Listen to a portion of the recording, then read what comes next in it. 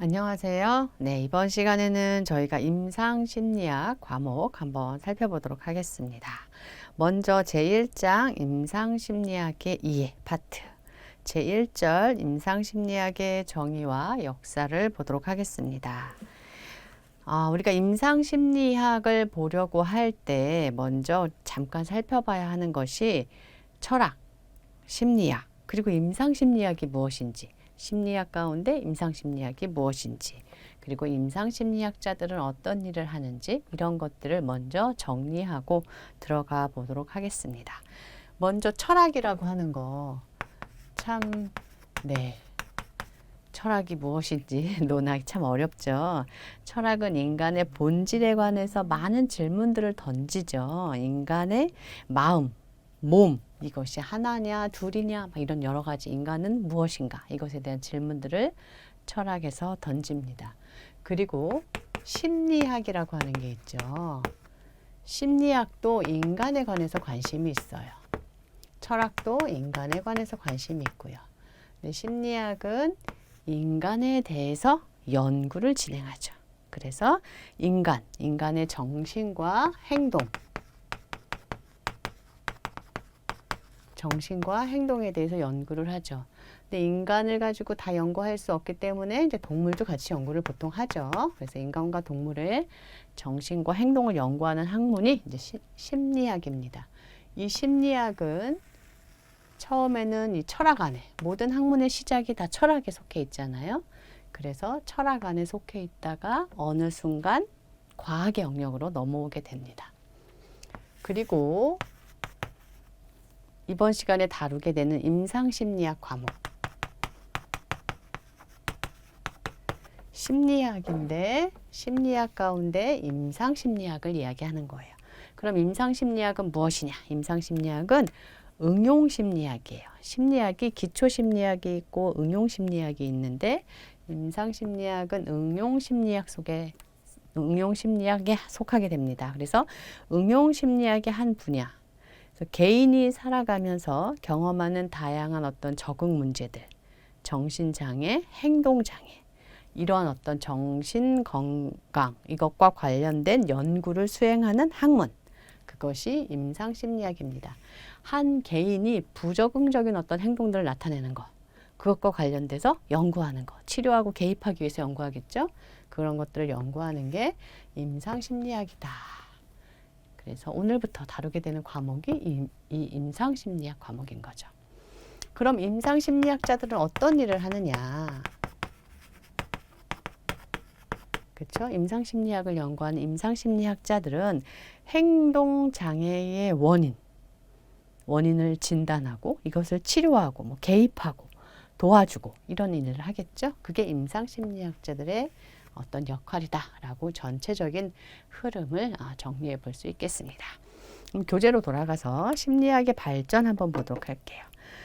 첫 번째, 심리학이 과학적 학문이기 전 시기. 그러니까 심리학이 과학이 아니라 어디에 속해 있을 때요? 철학에 속해 있을 때. 철학 안에 심리학이 들어가 있을 때. 그때가 고대 그리스에서 중세 시대. 이때는 철학적 심리학이다. 이렇게 이제 표현을 했죠. 그래서 많은 철학자들, 뭐 플라톤, 아리스토텔레스, 인간에 대해서 연구하면서 플라톤은 심신이원론이다 해서 어떤 거예요? 마음과 몸은 독립된 별개다. 심신이원론은 하나다. 이렇게 보는 거죠. 르네상스 시대에 들어가면서는 인간에 대해서 경험적으로 접근하고 싶어 했어요. 그래서 점점 경험이라고 하는 것은 반복되고 관찰되고 연구될 수 있는 거라서 과학 심리학이 가까워지기 시작한 거죠. 그리고 근세 이후에 들어가서는 의식에 관심을 가졌고 그래서 17, 18세기에 이러한 어떤 심리학을 경험적으로 고찰하는 경험적 심리학이 탄생했다. 이때를 과학 영역에 들어가는 심리학이 과학 그죠? 철학의 영역에 들어가는 시기다라고 볼 수 있습니다. 그럼 그 다음 중요한 게 양가로 2번이죠. 과학적 심리학. 이 시기가 중요한 시기입니다. 이 과학적 심리학 시기. 여기서부터가 이제 시험과 관련돼서 많이 기출이 되는 부분이에요. 그래서 심리학이 과학의 영역으로 들어간 거죠. 그럼 심리학이 과학의 영역으로 들어갔을 때 어느 것을 기점으로 과학의 영역에 심리학이 들어갔다라고 보냐면 분트라고 하는 학자가 아주 유명한 학자입니다. 분트라는 학자를 중심으로 심리학이 어디로 들어갔다? 과학의 영역으로 들어갔다라고 봅니다. 그럼 도대체 무슨 일이 있었길래 심리학이 철학에서 과학의 영역으로 들어갔느냐라고 하면 분트 한번 보면요. 현대 심리학의 아버지다라고 봐요. 그러면서 1879년에 독일의 라이프치히 대학에서 최초의 심리학 실험실을 설립했어요. 뭐예요? 심리학 실험실이에요. 실험의 영역은 뭐예요? 과학이죠.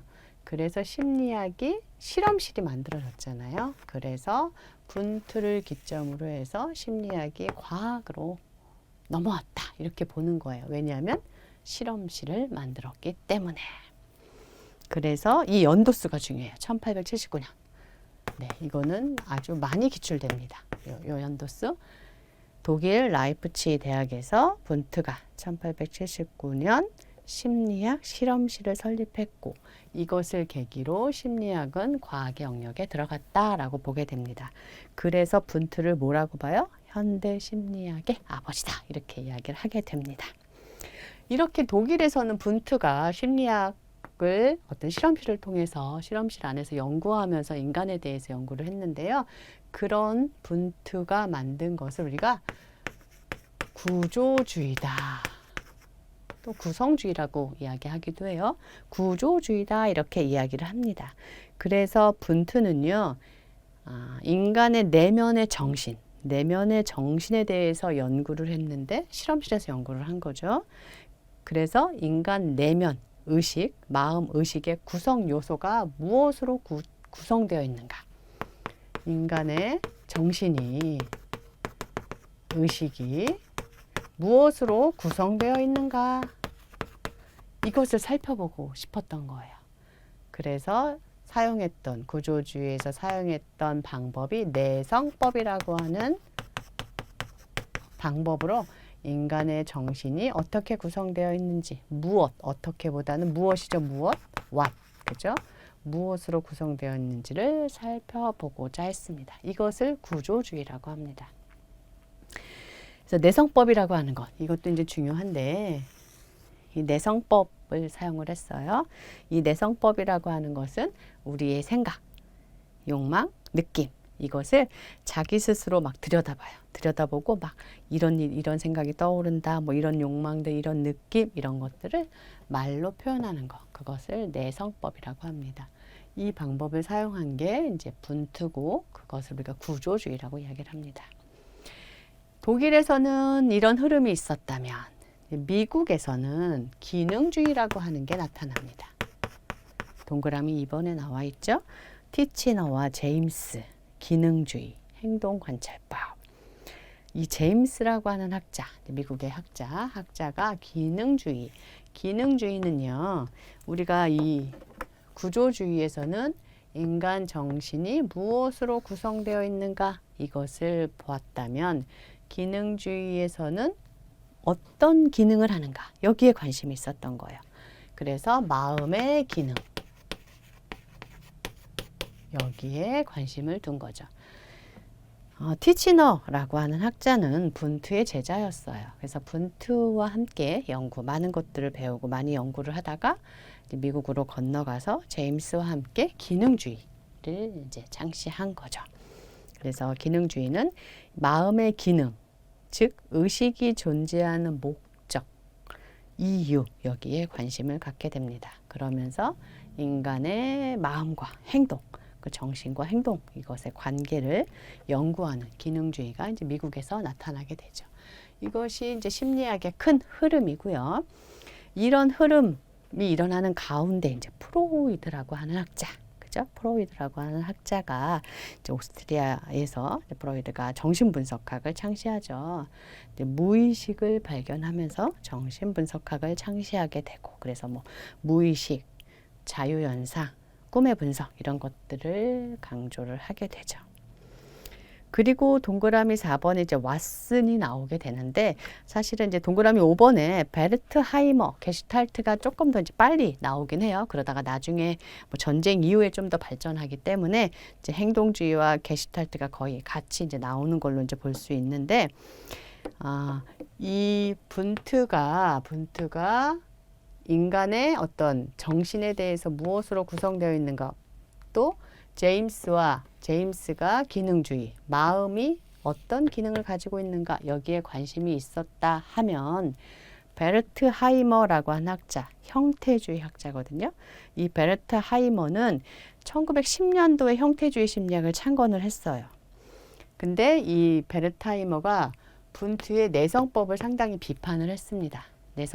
내성법으로 의식을 연구하는 방법에 대해서 많이 비판을 해요. 왜냐하면 이 형태주의, 베르트하이머가 이야기했던 이 형태주의, 게슈탈트라고 하는 것이, 이 이론이라고 하는 것이 부분보다는 전체를 강조하거든요. 그래서 부분의 합보다 전체는 크다, 이렇게 보는 게 이제 게슈탈트예요. 그래서 전체로 봐야지 조각조각 내서 무엇으로 구성되어 있는가, 이렇게 조각조각으로 보는 것에 대해서 비판을 한 거죠. 그래서 이 베르트 하이머는 의식을 전체적인 맥락에서 이해해야 된다. 그래서 의식은 여러 요소의 합과 다르다, 이렇게 본 게 이제 베르트 하이머가 제시했던 형태주의, 여기에서 주요하게 다루고 있는 게 게슈탈트죠. 이러한 이론을 제시를 했습니다. 그리고 나서 4번에 왓슨이라고 하는 학자는요, 행동주의예요. 지금 다 보세요. 분트도 인간의 정신, 눈에 보이지 않는 정신. 기능주의도 마음, 눈에 안 보여요.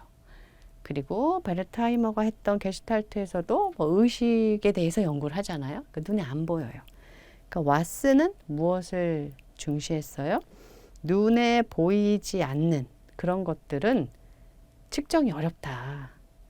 그래서 인간의 연구는 객관성에 근거한 관찰이나 측정이 가능한 행동에 초점을 둬야 된다, 이거였어요. 눈에 보이지 않는 거 하지 말고, 지금 프로이드의 무의식도 눈에 안 보이잖아요. 그죠? 분트의 의식도 안 보이고 다 안 보여요. 그러니까 행동주의가 나온 배경은 뭐예요? 이게 눈에 안 보이는 것들 하지 말고 눈에 보이는 행동, 그거를 가지고 인간을 연구할 수 있다, 이렇게 제시를 한 거죠. 그래서 왓슨이 이제 행동주의를 이제 주장을 한 거죠. 그 다음에 6번에 메슬로우 로저스, 인본주의가 나타나게 됩니다. 인본주의는 인간에 대해서, 인간의 의식이 무엇으로 구성되어 있는가, 인간의 의식의 뭐 기능이 무엇인가, 뭐 인간의 의식을 전체로 봐야 된다, 인간의 행동을 봐야 된다, 이렇게 인간에 대해서 봤는데, 이 인본주의라고 하는 것은요, 이 앞에 이론들이 너무 인간을 너무 작게 봤다, 이거예요. 인간의 잠재 능력, 인간이 그것보다 훨씬 더 능력이 많은데 그 능력들을 너무 고려하지 않았다라고 보는 게 인본주의거든요. 그래서 앞에 이론들에 대해서 인간이 너무 한계 지어졌다, 인간의 능력이 너무나 제한적으로 인간을 보고 있다. 인본주의는 인간 안에 있는 큰 어떤 잠재 능력, 잠재력, 이것까지 다 포함해서 인간을 봐야 한다. 그래서 인본주의에서 제시하는 건 뭐예요? 인간은 자기 문제를 스스로 해결할 수 있는 힘과 능력이 있다, 이렇게 보는 거죠. 그래서 자기 실현, 경향성, 이런 것들을 강조를 하죠. 그것이 이제 메슬로우와 로저스가 제시한 인본주의가 됩니다. 이 사이에 빠진 것이 하나가 있는데, 어떤 게 있냐면요, 인지주의라는 게 있죠. 인지를 강조한 게 있어요. 그러니까 행동을 강조를 하고, 행동주의에서 인간의 행동. 근데 인간의 행동을 강조한 게, 행동주의는 이거거든요. 자극이 있으면 반응이 있다. 레스폰스, 반응이 있다. 자극이 있으면 반응이 있어요. 인간이 너무나 기계적이죠. 그냥 자극이 오면 너무나 단순한 존재가 되는 거예요.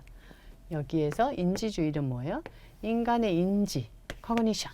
인간의 인지가 뭔가 어떤 능력을 발휘한다. 그걸 얘기한 거거든요. 그래서 행동주의의 한계를 얘기하면서 인지주의가 나오고, 인지주의보다도 더 많이 나아간 게 뭐예요? 그거보다 더 큰 능력, 인본주의. 이것이 나오게 된 거죠. 이것이 심리학의 흐름이다라고 좀 정리를 해두시면 좋겠습니다. 네, 그 다음에 저희가 두 번째 임상심리학의 성장과 발전 한번 보도록 하겠습니다. 임상심리학의 성장과 발전, 여기 연도별 주요 사건이 양가로 1번에 나와 있는데요. 선생님들 이것도 정말 기출이 많이 돼요. 여기에서 기출되는 거는 중요한 어떤 사건들이 나오기도 하고, 또 시대순으로 뭐 나열하는 거, 시대순으로 가장 빠른 것, 시대순으로 가장 느린 것, 이런 것들을 찾아내는 어떤 그런 문제도 나오거든요. 그래서 선생님들이 여기는 너무나 대표적인 어떤 사건들, 그것들을 여기에다가 지금 나열해 놓은 거라서 이 정도는 그래도 좀 알고 계셔야 합니다. 한번 살펴보도록 할게요. 제일 첫 번째 동그라미 1번에 보면 가장 중요한 게 뭐예요? 1879년 분트. 지금 여기에서 다루었던 요 분트. 요 연도수 중요하다 그랬죠? 1879년 분트가 독일 라이프치히의 심리학 연구를 위해 실험실을 개설함. 이거는 그냥 꼭 외우셔야 돼요. 꼭 알아두셔야 됩니다. 이것은 현대 심리학의 아버지다라고 불리면서 심리학이 철학의 영역에서 과학의 영역으로 넘어가는 그런 어떤 계기가 된 사건이다. 이렇게 본다고 그랬죠. 그 다음 두 번째로 1883년에 갈튼이라고 하는 학자. 이 갈튼이 이제 다윈하고 많이 친인척간인데, 이 다윈의 종의 기원, 여기에서 영향을 받아서 유전학을 연구한 학자예요. 그래서 갈튼은요, 인간의 개인의 차이에 대해서 상당히 중요시하고 강조를 좀 했어요. 갈튼 집안이 이제 다윈도 그렇고 다 너무 이제 똑똑한 거죠. 지능, 어떤 능력이 높았던 거죠. 능력이. 그래서 갈튼은 인간의 능력과 그 발달에 관해서 탐구를 했습니다. 그래서 더 많이 가서 갈튼은 나중에 우생학이라고 하는 어떤 거예요? 좀 우월 유전자 가지고 있는 사람들만 살게 하는 그것들에 대해서도 좀 강조를 했던 그런 어떤 학자입니다. 그 다음에 1890년도에 카텔이라고 하는 학자가 정신검사, 멘탈 테스트라는 용어를 처음으로 제안을 했다. 그래서 분트가 실험실을 개설했고, 갈튼이라는 학자가 능력에 대해서 강조를 했고, 그 다음에 카텔이 멘탈 테스트, 멘탈에 대해서 이야기를 한 거죠. 이런 정신검사라는 용어를 처음 제안했다. 그리고 중요한 게 1892년 미국 심리학회 APA 이게 이제 창설이 됐고요. 그리고 1896년 위트머라는 학자가 미국 펜실베니아 대학의 세계 최초 심리 진료소를 개설했다. 세계 최초 심리 진료소라고 하는 것은요, 쉽게 생각하면 어떤 상담 치료소, 심리 치료소 이렇게 생각하시면 돼요. 그게 언제? 1896년 누구에 의해서? 위트머. 미국 펜실베니아 대학에. 그래서 이 세계 최초의 심리진료소에서는요, 아동 학습 문제 뭐 이런 것들을 많이 치료를 했다 그럽니다. 그리고 동그라미 6번에 1903년, 동그라미 7번 1904년, 동그라미 5번 1905년 이렇게 나와 있는데, 1903년에 비네가 자신의 딸들을 대상으로 해서 지능에 대해서 어떤 연구를 진행을 했고요. 비내하면 1903년도보다는 동그라미 8번에 나와 있는 1905년도가 더 많이 이제 제시가 되고 있죠. 1905년도에 비내가 시몬과 함께 정신 박약아를 식별하기 위한 검사법, 비내 시몬 검사를 개발했다라는 요게 나옵니다. 동그라미 8번에 나와 있는 1905년도 이거 상당히 중요한데요.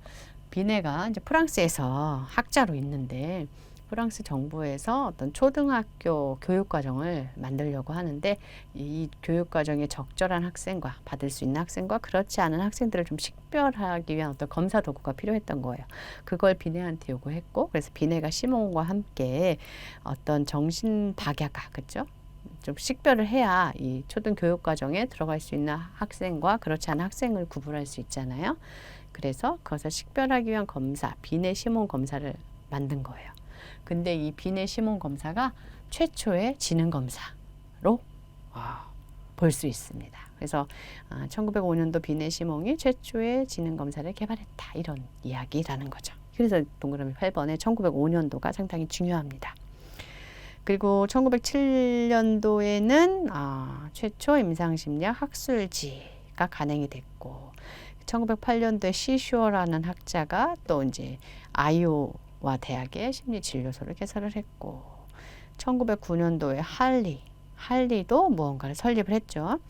그리고 중요한 게 1916년 터만이 비네 시몬 검사 1905년도에 만들어졌던 비네 시몬 검사를 발전시켰어요. 그래서 스탠포드 비네 검사를 개발했어요. 이 스탠포드 비네 검사에서 IQ라는 게 탄생을 한 거죠. 그리고 1917년도 1차 세계대전이잖아요. 1917년도에 1차 세계대전이 세계대전이 일어나면서 사실은 이제 군인들을 막 선별해야 됐어요. 그러면 집단으로 검사할 수 있는 검사 도구가 필요했던 거죠. 그래서 그런 검사 도구가 개발되어야 했는데 그게 뭐예요? 아미 알파, 아미 베타. 그래서 군대 알파, 군대 베타 이게 개발이 된 거예요. 이게 집단용 지능 검사예요. 집단용 지능 검사 아미 알파는 언어로 되어 있는 거고요.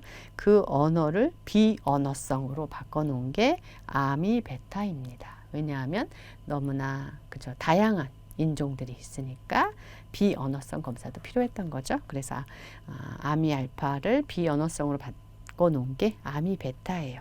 이러한 심리검사 도구가 1차 세계대전 전쟁 때 어떻게 군인들을 선별하기 위해서 만들어졌다라는 겁니다. 그리고 1921년에 아주 많이 사용되고 있는 로샤 검사라고 하는 게 있어요. 이게 투사적 검사인데 그 검사, 로샤가 이건 만든 거예요. 그래서 로샤 검사가 개발됐고 그리고 27년도에는 또 하버드에 또 진료소가 개설됐고 그리고 1935년에 또 머레이 모건 이 이후에는 학자들이 막 검사 도구를 많이 만들고 있었어요. 그래서 머레이 모건이 TAT라고 하는 주제통합 검사를 만들었고 1939년에 웩슬러 밸류뷰라고 하는 성인용 지능 척도를 개발했습니다. 1916년에 스탠포드 비네 검사가 있었는데 이것은 성인들에게 사용하기에 부적합했어요. 그래서 웩슬러 밸류뷰가 성인용 지능 검사 척도를 만들었고요. 그래서 현재 많이 사용되고 있는 게 이 웩슬러 지능 검사예요. 이때 만들어졌던 게 많이 개정이 됐죠. 개정이 돼서 현재 이제 웩슬러 지능 검사를 많이 사용을 하고 있습니다. 그 처음 만들어진 게 1939년이다. 그리고 1943년에 MMPI라고 하는 거 만들어졌어요. MMPI가 미네소타 다면적 인성검사라고 하는 건데 이거를 검사를 해보신 분도 있고 받아보신 분도 있고 우리가 어떤 기관에 가서 또는 어디 병원 같은 데 가서 심리 검사를 받는다라고 할 때 대표적으로 들어가는 게 뭐예요? 이 MMPI가 들어가죠. MMPI 들어가고 1921년도에 나왔던 로샤 검사 같은 거 들어가고 1935년에 TAT 요거는 들어가는 데도 있고 안 들어가는 데도 있고 그래요. 근데 1943년에 요 MMPI 검사 이거는 들어가죠. 이 검사가 나중에도 배우겠지만 선생님들 이 검사가 1900 문항이 567 문항이에요. 원판은 566 문항이고 2를 지금 사용되고 있는데 그게 567 문항이에요. 그러니까 혹시 검사를 받아보신 분들 중에서 나도 모르게 막 받아봤는데 문항이 많았던 거 이거일 거예요 아마. 이게 이제 MMPI입니다. 그리고 1946년에 이런 어떤 심리훈련 프로그램이 도입이 됐고 또 46년에 또 라파포트 길 세퍼 여기에서도 어떤 진단적 심리검사 저술이 됐다. 그리고 48년에 국제연합 유엔에서 세계보건기구가 설립이 됐다. WHO 그쵸. 이것이 이제 설립이 이때 됐습니다. 그리고 49년에 볼더 회의를 통해서 과학자 실무자 모델이 공식적으로 확립됐다. 이 과학자 실무자 모델이라고 하는 것은 뒤에서도 나오겠지만 임상심리학자들의 훈련, 수련 프로그램입니다. 그 모델이 이제 확립이 됐다라는 겁니다. 그래서 그 더 알아두기에 과학자 실무자 모델이라고 하는 게 나오죠. 이게 아주 중요한 거예요. 그래서 임상심리사 아까 그 임상심리사는 뭐예요? 1차는 과학자, 2차는 서비스를 제공하는 실무자가 되어야 함을 표방하는 모델이다. 자, 앞에 나온 게 중요한 거예요. 앞에 나온 게 뭐예요? 과학자죠. 그러니까 과학자가 더 중요해요. 여기서 과학자를 더 강조를 한 거예요.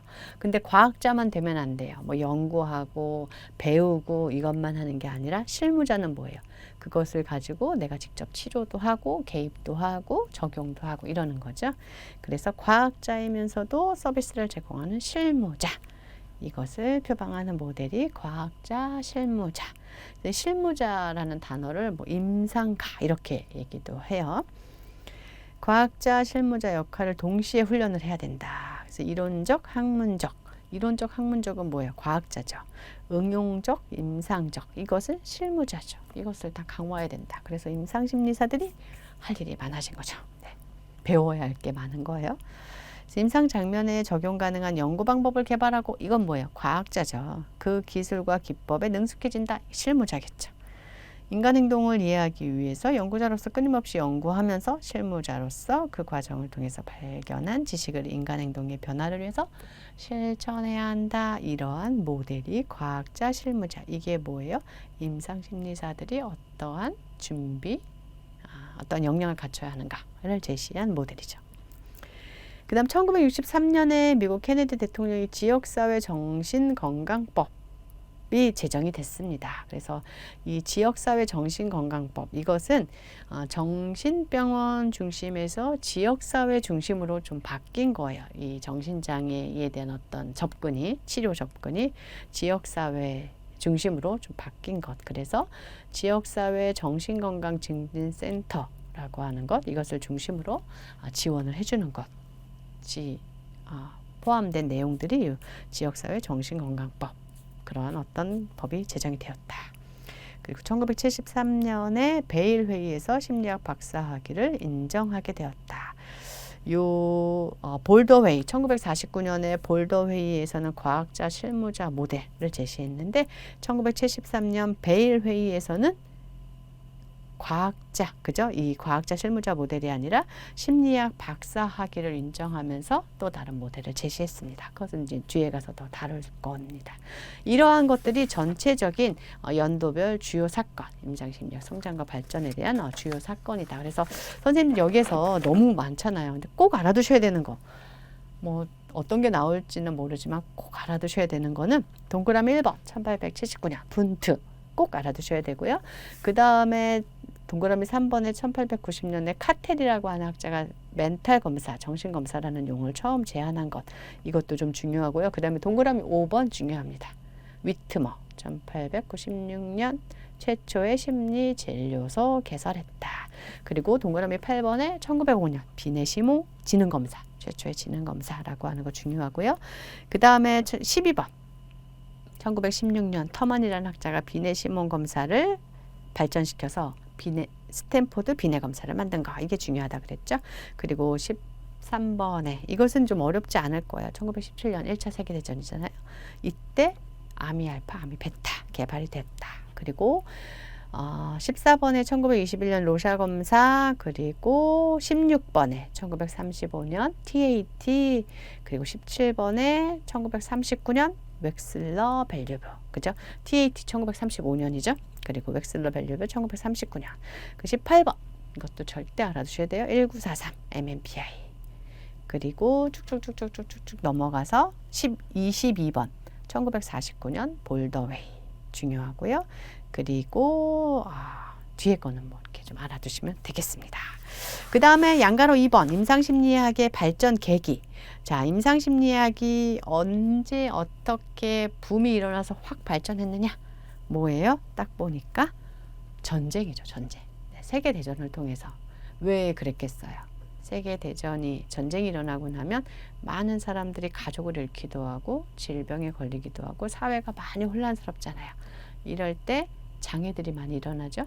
그것에 대해서 치료자들이 많이 필요하잖아요. 그래서 임상심리학이 그때 확 이제 발전하게 됩니다. 동그라미 1번에 제1차 세계대전. 여기서는 이제 구분해서 좀 알아두시는 게 필요해요. 1차 세계대전 때 어떤 발전을 이루었는지, 2차 세계대전 때 어떤 발전을 이루었는지. 첫 번째로 1차 세계대전 1917년 미국의 제1차 세계대전 참전. 그래서 심리학자들의 임상활동 참가가 확대가 되었습니다. 그리고 이때 동그라미 니은에 나온 것처럼 아미알파, 아미베타 이런 어떤 도구 개발이 많이 일어났다. 그리고 동그라미 디귿. 수백만 명의 사람들이 지능검사와 인성검사를 받으면서 검사에 대한 관심이 매우 높아졌고 추세는 전후에도 전쟁 후에도 이어졌다. 그러니까 전쟁이 끝나고 나서도 이제 검사 도구라고 하는 거, 검사라고 하는 게 많이 일반화되었다라는 거죠. 리을의 전쟁 후에 임상심리학은 독자적인 학문 영역으로 인정이 되었다. 이게 이제 획기적인 발전이겠죠. 그리고 2차 세계대전 이후에는 동그라미 기억해 보시면 1941년 2차 세계대전이 발발했고 그래서 임상심리학자들이 군대를 위해서 활동하기 시작했고 그래서 임상심리학자들은 징병 배치 업무에 관여하고 심리평가도 하고 치료 업무 수행도 하고 그래서 심리치료를 수행하는 것이 임상심리학자들의 역할에 대한 사회적 인식 전환의 중대한 계기로 작용하게 되었다. 전쟁 전에는 군에서 일하던 심리학자의 90% 이상이 비의료적인 분야를 수행했는데 전쟁 중에는 50%의 군 심리학자들이 임상심리적인 분야를 수행을 했다라는 겁니다. 그리고 전후에 임상심리학자가 임상적인 영역에 더 많이 진출하게 돼서 어떻게 돼요? 임상 분야에 일하는 심리학자들의 수가 3배가량 아주 많이 늘어났죠. 전쟁 후에 이런 일들이 일어났다라는 겁니다.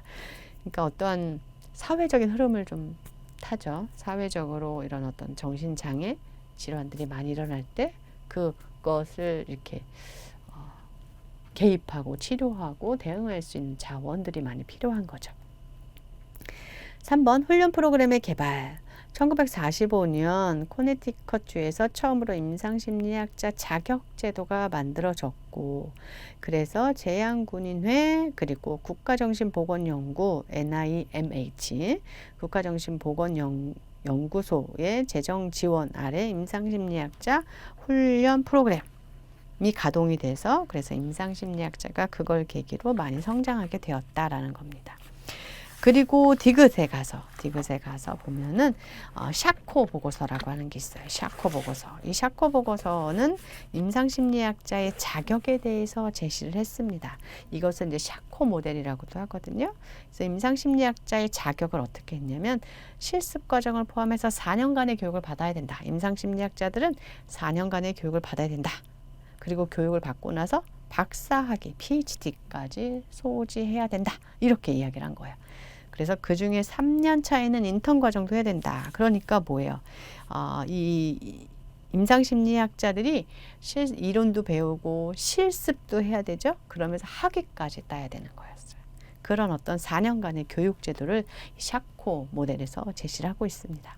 그래서 마지막 해 4년째 되는 해에는 박사 논문 그리고 연관된 활동도 해야 된다. 이론 배우고 나서 그것을 실습하고 최종적으로 학위까지 따는 것 이런 어떤 모델을 제시한 거죠. 그러면서 임상심리학자의 교과 과정에는 어떤 게 들어가야 되느냐 일반 심리학, 응용 분야, 정신역동, 진단 방법 이러한 어떤 과목을 이수해야 된다라고 이제 제시를 한 거죠. 이 샤코 보고서를 기반으로 해서 1949년 볼더 회의에서 회의 참가자들이 샤코 보고서를 지지하면서 무엇을 제시했다? 과학자, 실무자 모델. 앞에서 살펴봤죠? 그래서 과학자, 실무자 모델 뭐예요? 과학자이면서 실무자여야 된다. 이것을 제시한 거죠. 미음, 1963년에 케네디 대통령이 무엇을 만들었다? 지역사회 정신건강법.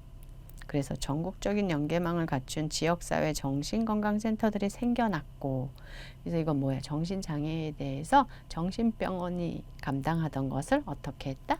지역사회에서 감당하기 시작한 거죠. 그래서 임상심리학자들이 이런 기관에 이제 취업도 하게 된 거죠. 이것이 임상심리학의 비약적인 발전을 가져오게 된 거죠.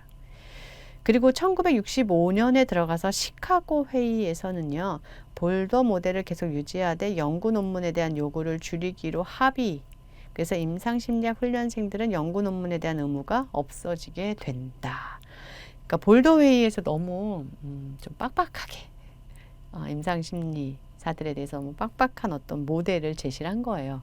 그래서 그 이후에 시카고 회의, 그 다음에 그 밑에 베일 회의, 여기에서는 약간 임상심리사들에 대해서 뭔가 좀 약간 낮춰주는 어떤 흐름이 좀 있었던 거죠.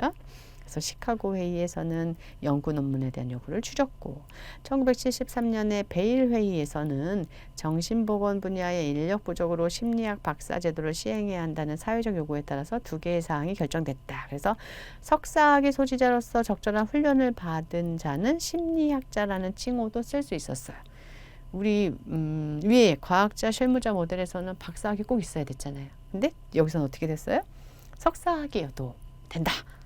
훈련 받으면 된다. 그럼 심리학자라는 용어 쓸 수 있다. 호칭 쓸 수 있다. 이렇게 제시를 한 거죠. 그 다음에 심리학 박사.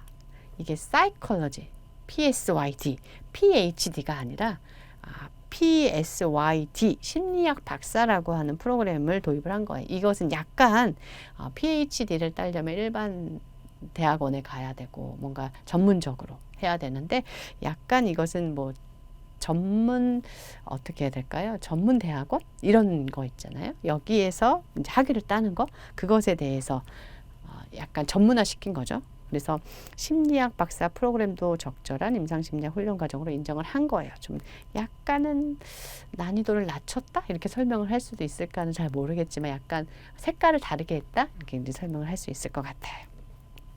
그래서 임상심리학자를 양성하는 다양한 과정이 나타나게 된 거죠. 좀 열어준 거죠, 길을. 이게 이제 베일 회의에서 일어난 거다. 그래서 베일 회의에서는 실무자, 학자 모델 이렇게 이제 이야기를 합니다. 볼더 회의에서는 과학자, 실무자 모델이라고 하고, 베일 회의에서는 실무자, 학자, 뭐가 더 먼저예요? 실무자가 먼저죠. 그리고 실무자, 학자 모델을 제시를 했죠. 3번 임상심리학의 최근 동향 한번 보면요. 임상훈련 현장에서는 여전히 과학자 실무자 모델이 우세해요. 그래서 볼더 회의에서 제시했던 모델, 그래서 볼더 모델이라고도 하거든요. 이 과학자 실무자 모델이 아직도 우세합니다. 그리고 인본주의 치료가 강조가 됐어요. 인본주의. 그리고 인지행동치료 영향력도 증대가 됐고, 그러면서 절충적인 기법 많이 사용하죠. 하나만 딱 하는 게 아니라 절충해서. 진단보다는 예방에 초점을 둔 입장이 점차 증가하는 게 임상심리학의 최근 동향이다라고 정리를 해볼 수 있겠습니다. 네, 이렇게 해서 이번 시간에는 저희가 임상심리학의 정의와 역사 내용, 흐름, 주요 사건들, 그런 연구들 한번 살펴보았습니다. 수고하셨습니다.